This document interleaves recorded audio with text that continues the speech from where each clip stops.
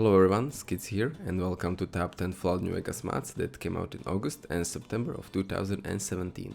I am sick at the moment, so I apologize if my voice sounds a bit weird, but anyway, without any further delays, let's get to it. Starting off, we've got Umatt's Drivable Cars by Uhmatt. This mod, as you could suggest from its name, adds drivable cars to the Mojave. Now I know that there is a similar mod like this one called XRE Cars out on Nexus, but this one is a little bit different. You can get these new cars by buying keys for them from either Chet, Old Lady Gibson, Blake, or Cliff Briscoe in Novak. After you buy the keys, the cars will spawn at a nearby parking lot, and after that you can go ahead and drive them. Now first thing that is a bit different is the default controls. In XRE you are using numpad to control your vehicle, while in here you use the usual VASD controls, so it is a lot easier to control these cars. Other than that, you can also use T to check out how much gas you have, and you can also use it to set up your favorite radio station that will play in the car, and you can also use R to horn or left shift for cruise control. Now when it comes to controlling these cars, I personally think it is a bit easier than in XRE cars. They are a lot smoother and it is pretty easy to navigate through New Vegas terrain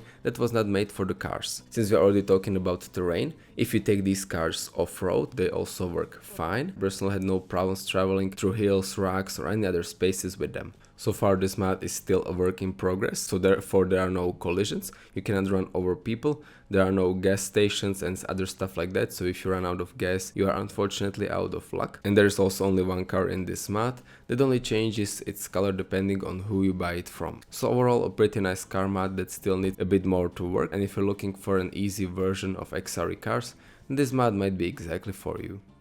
Next up we've got True Fallout 3 aiming by PushTheWinButton. This mod, again, just like its name says, adds Fallout 3 aiming into New Vegas. If you were not happy with the true iron sights that New Vegas introduced and you prefer the old way of aiming that is in Fallout 3, then this mod is exactly for you. All you need to do is download this mod, then turn off the true iron sights option in the New Vegas options menu, and after that you will aim just like you did in the older Fallout. This mod works on all the vanilla weapons, and I also did not have any problem with it on any other modded weapons that I used. Of course I didn't test out all the modded weapons that are out there, but I think it should work. Personally I'm probably going to go back to the original iron sight that is in New Vegas, but I still wanted to give some space to this mod as well, because I know that there are people out there who prefer this type of aiming, and if you're one of those people, then you should go ahead and check out this mod.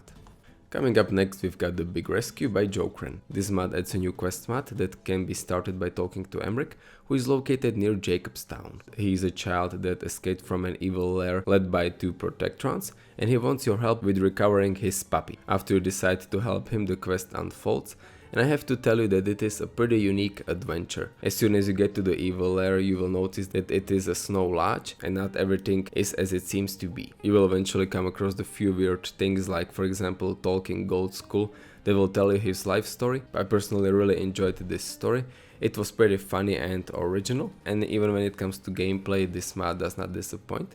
It features a good mix of an exploration, some hard combat, and also some pretty funny and voiced dialogue. The quest itself also isn't very long, it should take you around an hour to complete, so it is especially good for people who prefer short adventure. Other than that, there is really not much to say about this quest mod. If you ever played any mod by Jokerine, you pretty much know what you can expect, and since I don't want to spoil everything from the quest, all that is left to say is that I definitely recommend it. Now let's take a look at the BLACKJACK pack, Tons of Armors for Vanilla Bodies by YanL. This mod adds tons of new armors into the game. You can obtain these armors by either going behind Victor's shack and finding them in a locker, or you can obtain them naturally in the game by meeting various NPCs that these armors have been distributed to. I really like this idea of distributing these armors to various NPCs, so that way if you start a new game with this mod, you're always surprised with the appearance of some of the people. When it comes to the design of these armors, it was absolutely amazing. To be honest, I didn't have time to check each one of these armors, but I did check around half of them, and I have to say some of these designs are very unique. Some of my favorites include the Templar armor or the Divide Survival armor, but all of the armors look great. When it comes to their textures, they were not extremely HD, so that way they can fit in a vanilla game if you want them to, but they still managed to look unique and pretty good. There are a lot of armors for males here, which is pretty rare because people usually do armors for female characters. So therefore, if you're playing as a male character, you're gonna find a lot of things you might like in this mod. It should also be noted that these armors were made for vanilla bodies.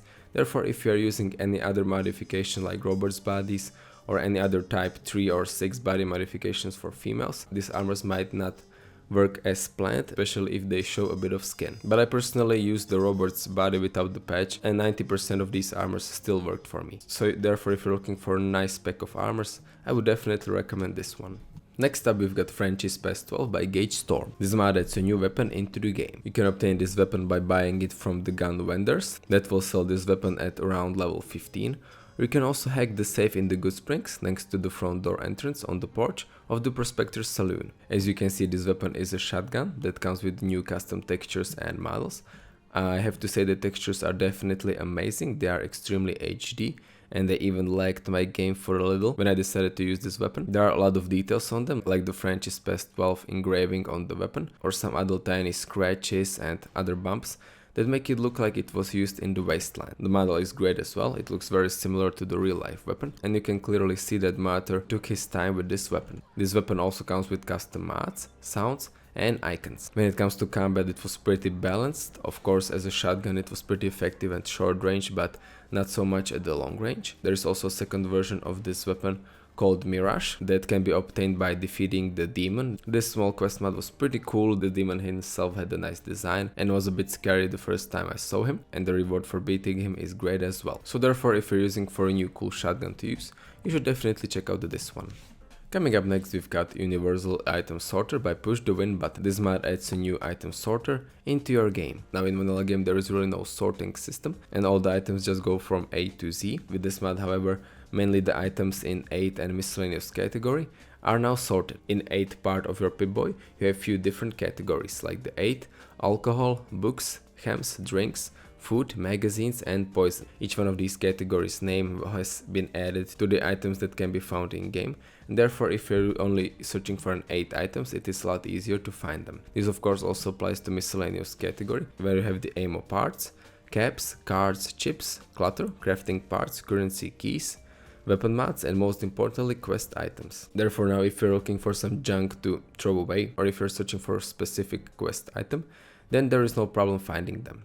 Now of course there are other mods like this one out there, but the best thing about this one is that it uses scripts to automatically categorize all items from all the mods that you have installed, and therefore even if you're using some other different quest mods or weapon mods or aid mods or anything like that, all of the items from those mods will be categorized as well. You also don't need to make any patches for those mods, and everything works automatically. You can also customize the prefixes used by this mod by editing the ini file, and you can also disable or enable any prefixes that you don't want to use. So therefore this is a pretty useful mod for people that like to have their things organized, and if you also have a lot of mods installed that add bunch of different items, then you should definitely check out this sorter.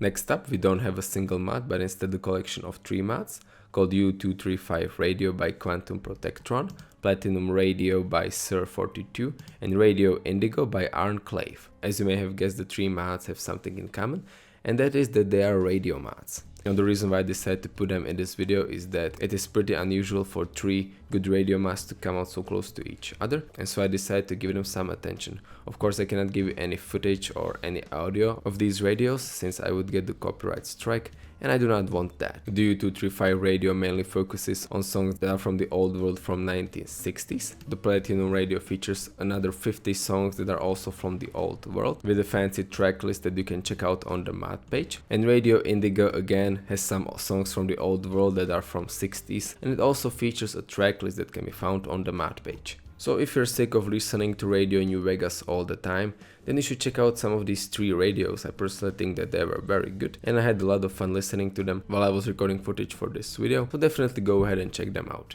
Moving on, we've got Chinese Armory by Heinz. This mod adds a bunch of new custom Chinese styled weapons into the game. All of these new weapons were integrated into the leveled lists, so you should find them on fiends of various levels as well as merchants of various tiers.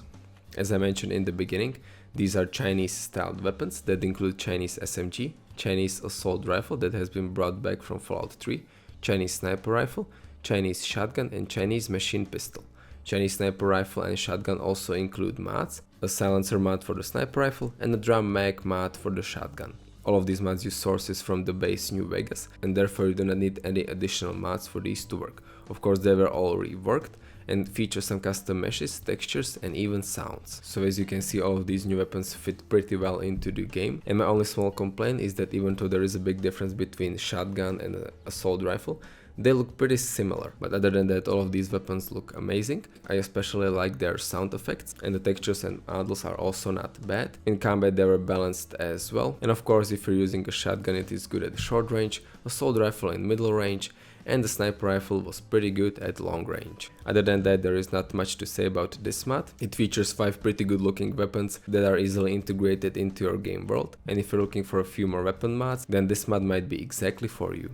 Now let's take a look at main Story Alterations by SJ101. This mod adds a few alterations to the main quest line, as well as a few things in the side quests, in order to make your experience a bit more enjoyable and to allow you to pursue some of the quest lines that you otherwise wouldn't be able to once you pass a certain line, and therefore making it easier to experience the most in one playthrough. A lot of these alterations are mainly late game, therefore I don't have any footage of them, since I do not have any save games that are towards the end of the game. So therefore the best way to experience this mod is to either start a new game and complete it, or to load up any sort of end game save file that will allow you to take a look at them. Some of these new changes, for example, allow you to spare Brotherhood of Steel during the house always wins, or for example to spare the Brotherhood of Steel if you're siding with Kaiser. Other examples also include keeping Arcade Gannon as your companion even after you complete the Randman's questline.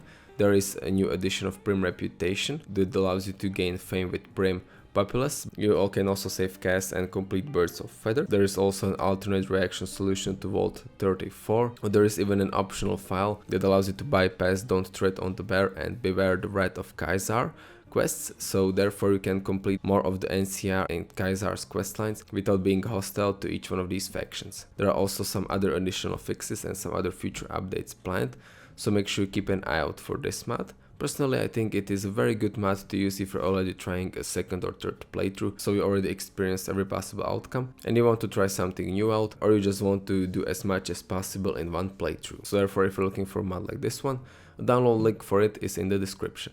And last but not least, we've got The Moon Comes Over the Tower restored by MattyFez. This mod aims to restore the quest called Moon Comes Over the Tower to its former glory. As you know, in vanilla game, after you are contacted by Emily, all you have to do is just bug the network in-house tower and you are finished with this quest, but originally you were supposed to go to the H&H Tools Factory, Camp Golf and North Vegas Steel to disable the network encryption. This mod restores that, and therefore you can finally experience the full quest. And it also allows you to explore the H&H Tools Factory and North Vegas Steel that otherwise don't have any purpose in the game. Of course, as always, I do not have any save that actually work with this quest mod. Again, I do not have any footage, and in my game Emily just simply thinks that I'm already bugging the house network even though the quest is not even in my log yet. So ideally the best way to experience this mod is to just simply play the quest as you go along in your new playthrough, so definitely go ahead and check it out. Yeah guys, I guess that's about it.